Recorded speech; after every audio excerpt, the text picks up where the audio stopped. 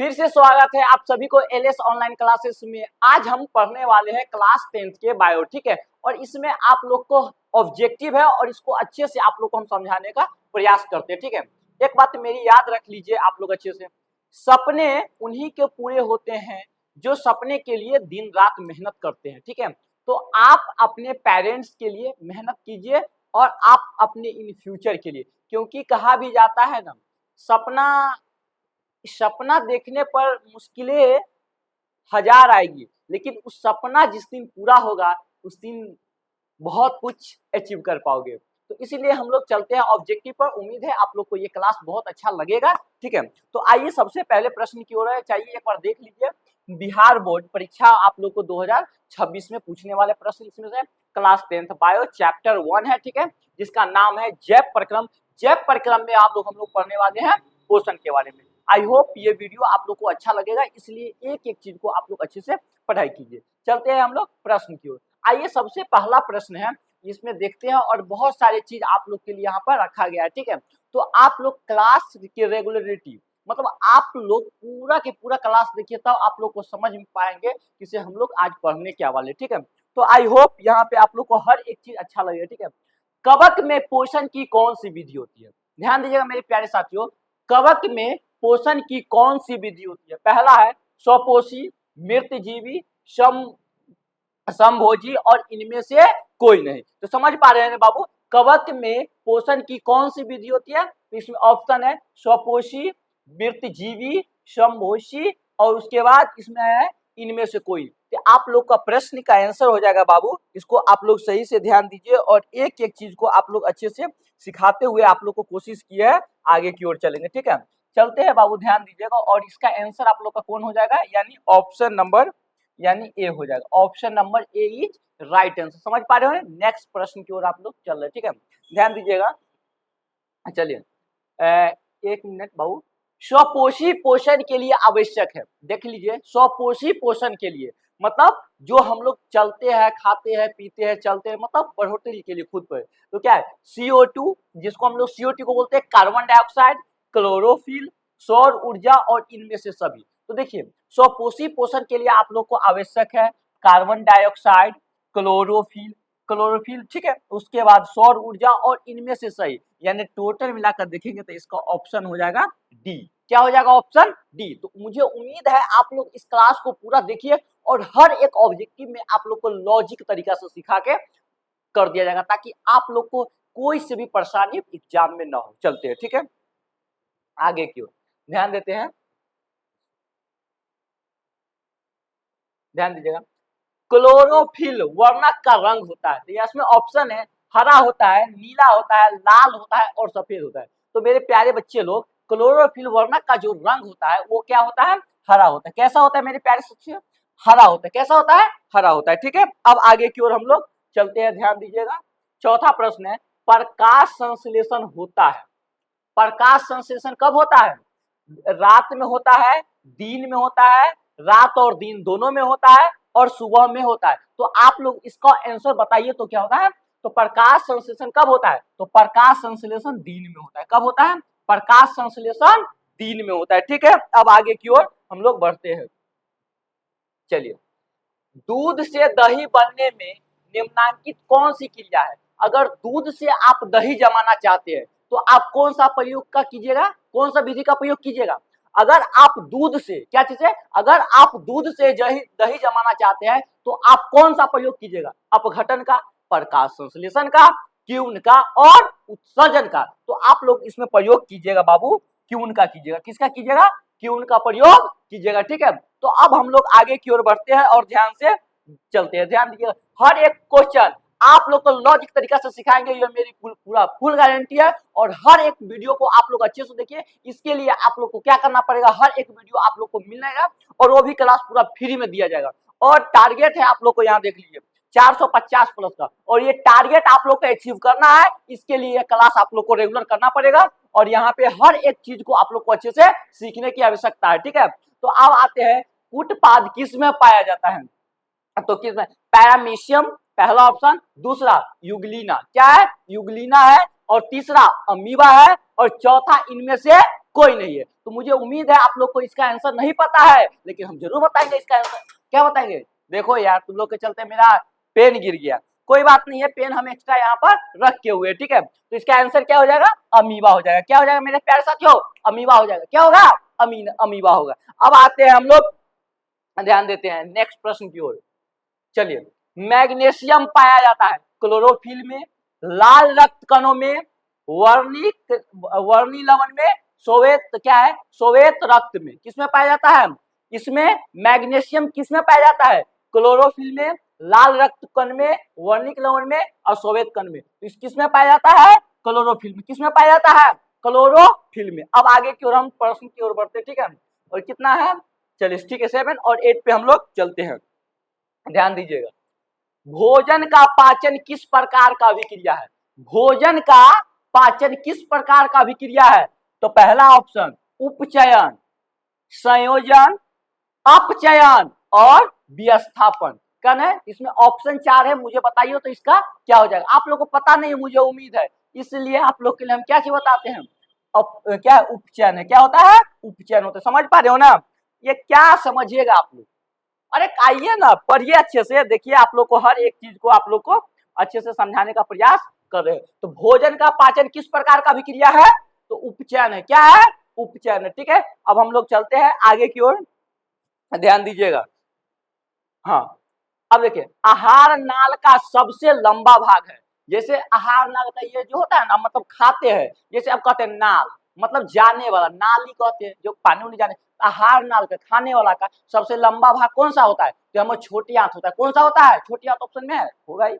Gross नली, अमाशय, छोटी आंत और ग्रास नली। तो शायद आप लोग का आंसर अब तो पता चल गया हो, किसका क्या हो जाएगा?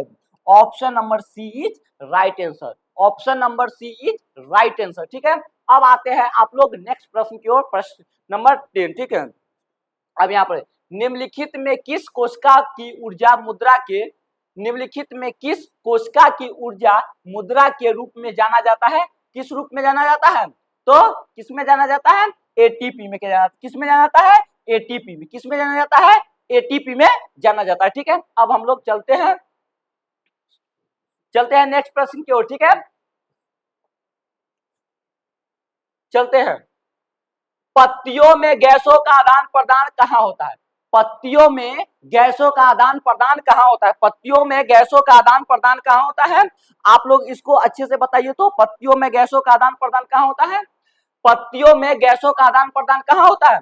शिरा में होता है, रंध्र में होता है, मध्य शिरा में होता है और इनमें से कोई में नहीं होता है। तो आप लोग को पता होना चाहिए इसमें से किस में होगा?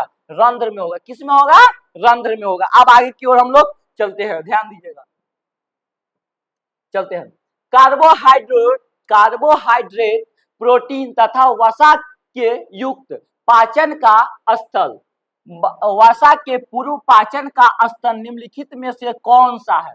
ठीक है, याद रखिएगा, कार्बोहाइड्रेट, प्रोटीन तथा वसा के पूर्व, मतलब उससे पहले पाचन का स्थल निम्नलिखित में से कौन सा होता है? ठीक है, तो आप लोग को पता होना चाहिए, अमाशय है, यकृत है और छोटी आंत है और बड़ी आंत है। तो आपका option number C is right answer. आपका option number C is right answer, ठीक है। अब हम लोग आगे की ओर बढ़ते हैं, ठीक है। देखिएगा, ग्लूकोज का विखंडन, ग्लूकोज का विखंडन पायरुवेट में होता है या प्रक्रम संपन्न में होता है?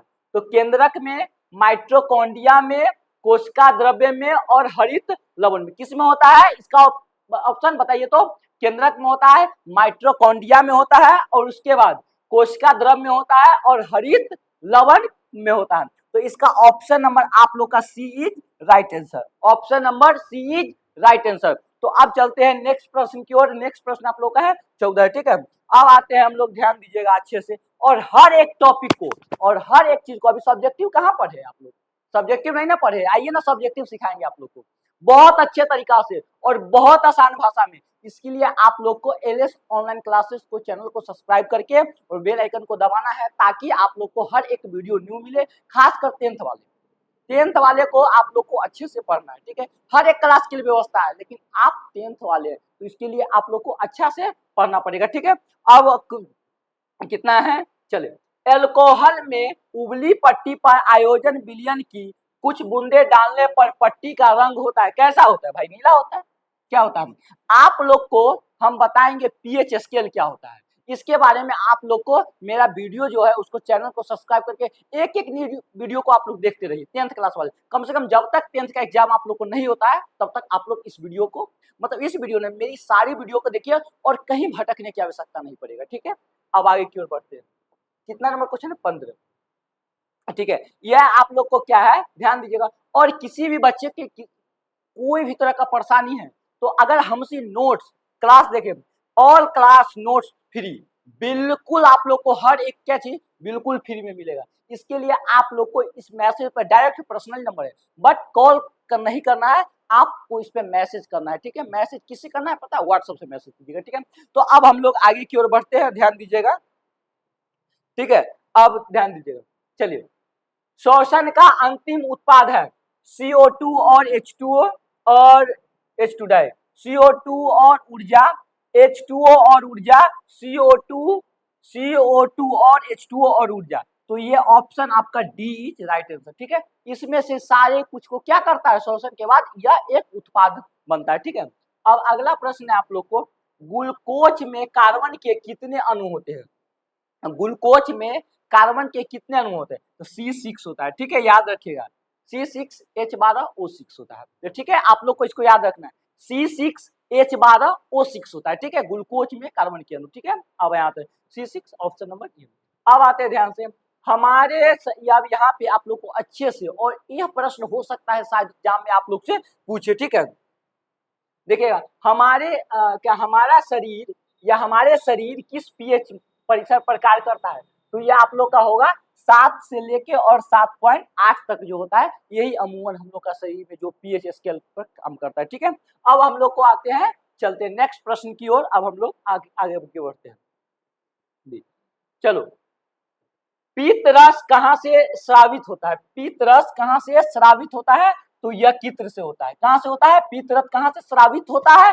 तो यह आप लोग को यकृत से होता है। कहाँ से होता है? यकृत से होता है। अब नेक्स्ट क्वेश्चन की ओर हम लोग बढ़ रहे हैं। ठीक है, और आप लोग अच्छे से देखिएगा, कितना है? 19 नंबर क्वेश्चन है। अब आप लोग को हम यहाँ से अच्छे से आप लोग को सिखाते हैं,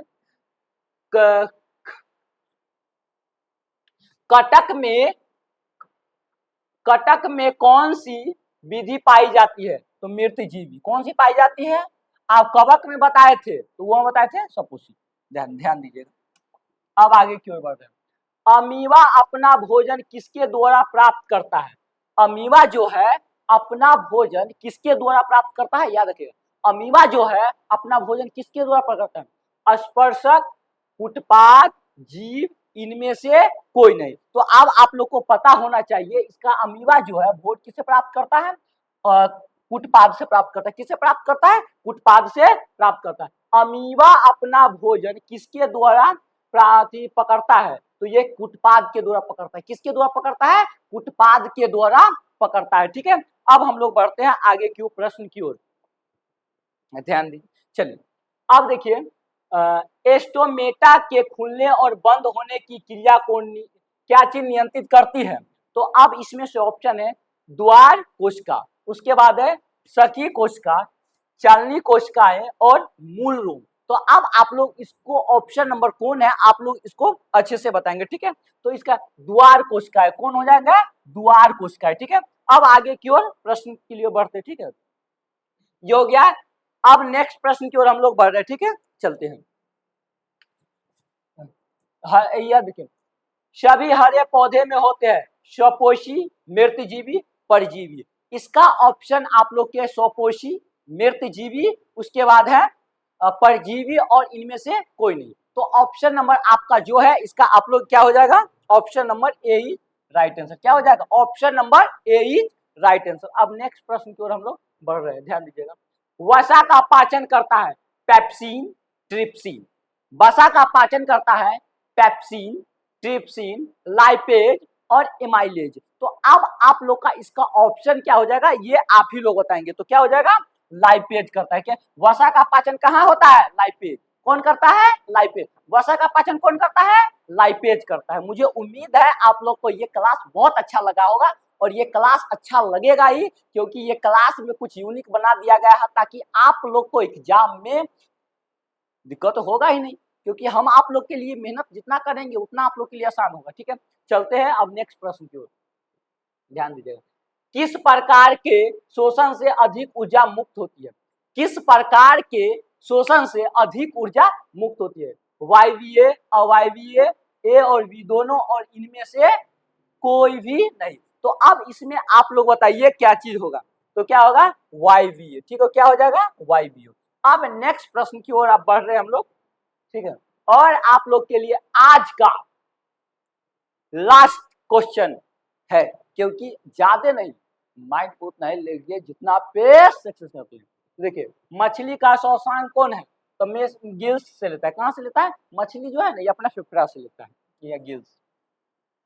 समझ पा रहे होंगे। और आप लोग को क्लास ये कैसा लगा मुझे कमेंट में करके बताइए। और ये कहा भी जाता है दोस्तों, जिंदगी में पढ़ाई का मौका बार बार नहीं आती है, जिंदगी में आपको पढ़ने का मौका बार बार नहीं आता है, इसलिए अभी मौका है मेरे प्यारे दोस्तों, अच्छे से पढ़ लीजिए, क्योंकि हो क्या पता अभी पढ़ रहे हो, कुछ दिनों के बाद कुछ अगर अच्छे कर लिए तो अच्छे रहेगा। इसलिए आप लोग इस क्लास को ज्वाइन कीजिए और अच्छे, बिल्कुल फ्री में।